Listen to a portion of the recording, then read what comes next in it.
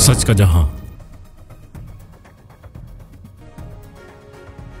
अब्दुल सत्तार ईदी hockey stadium Karachi कौमी hockey की बहाली का संगे मेल। कराची के अब्दुल सत्तार ईदी हॉकी स्टेडियम में 68वीं DHA Karachi national hockey championship 2024 का कामयाब इनेकाद हुआ, जो कौमी खेल की बहाली का मजहर है। 14 टीमों की शिरकत से सजी इस चैंपियनशिप के फाइनल में पाकिस्तान कस्टम्स ने माड़ी पेट्रोलियम को 9-10 से शिकस्त देकर चैंपियन का एजाज हासिल कर लिया। तकरीब में core commander Karachi lieutenant general Babar Iftikhar मेहमान खसूसी थे, जिन्होंने खिलाड़ियों में नमाज तकसीम की और कौमी खेल के फरोग के लिए पाक फौज की हिमायत जारी रखने का अज़्म जाहिर किया।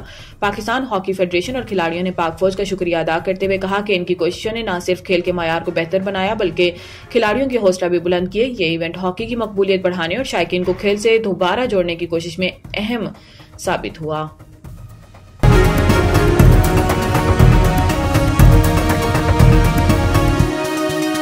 हमारा जहां, सच का जहां।